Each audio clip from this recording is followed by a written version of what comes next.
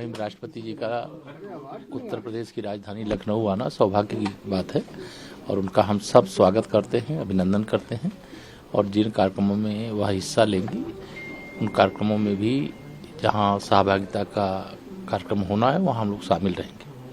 Sir, planning department की तरफ से आज एक आदेश जारी किया गया है कि अब बर्थ सर्टिफिकेट अनिवार्य कर दिया गया है सबके लिए।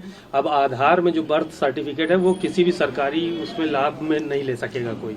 देखिए, फ्रॉडगिरी बंद हो जाएगी ना। सबसे बड़ी बात यह है कि मोहम्मद आजम खां जैसे लोग अपने बेटे को विधायक बनाने के लिए जब पैन कार्ड बदलवा करके उम्र घटा देते हैं तो इससे ये एक संदेश जा रहा है। अच्छा फैसला है और इसका सबको वेलकम करना चाहिए। सर, अखिलेश यादव लगातार बीएलओ को लेके और एसआईआर को लेकर सवाल खड़े करे। उन्होंने कहा है कि हम 2-2 लाख रुपए दे रहे हैं, सरकार को 1 करोड़ रुपए देना चाहिए जिन बीएलओ की मौत हुई है। समाजवादी पार्टी का और श्री अखिलेश यादव जी का और सैफई परिवार का राजनीतिक भविष्य अंधकारमय हो गया है।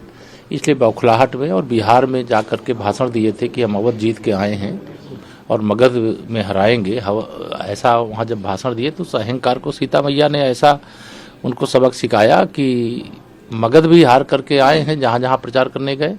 अवध और यूपी भी अब 2027 में बुरी तरीके से हारेंगे। अहीर रेजिमेंट की मांग कर रहे हैं लगातार कि अहीर रेजिमेंट बनानी चाहिए। देखिए, श्री अखिलेश यादव जी, मैंने कहा ना, बौखलाहट में है। वो कब क्या बोल रहे हैं उनका कोई हिसाब नहीं। सेना के बारे में कोई मांग करने की जरूरत नहीं होती। सेना के जो भी जवान होते हैं वो सब भारत के रक्षक होते हैं, भारत की सुरक्षा करने वाले होते हैं। उसमें इस प्रकार की कोई व्यवस्था पहले से चल रही होगी, चलती रहे, लेकिन कोई नई चीजें इस तरह की मांगना तो फिर हर बिरादरी के लोग कहेंगे ऐसी रेजिमेंट बना दो। तो इस प्रकार की चीजें मुझे लगता है कि उचित नहीं है। वह अपना जातिवाद और परिवारवाद अपने परिवार और अपनी जाति में सीमित रखें। घोसी उपचुनाव की सब तैयारियां अब शुरू हो गई माना जाए। अभी तो कोई उसकी सूचना जारी नहीं हुई, जब होगा तब देखेंगे।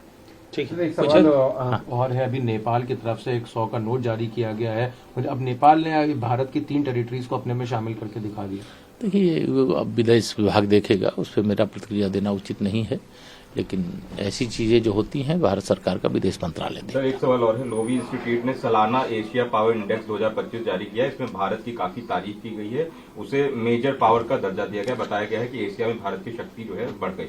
प्रधानमंत्री श्री नरेंद्र मोदी जी के नेतृत्व में भारत सुपर पावर की बनने की ओर आगे बढ़ रहा है और विकसित भारत बनाने के लक्ष्य के साथ पूरा देश से 140 करोड़ लोग मन में संकल्प ले लिए हैं कि हमें विकसित भारत बनाना है और विकसित भारत के लिए सब अपना अपना योगदान अपने अपने तरीके से दे रहे हैं और भारत विकसित बनेगा, माननीय प्रधानमंत्री जी के नेतृत्व में बनेगा और विश्व को नेतृत्व देने का काम करेगा, विश्व को मार्गदर्शन देने का काम करेगा, विश्व गुरु की भूमिका निभाएगा।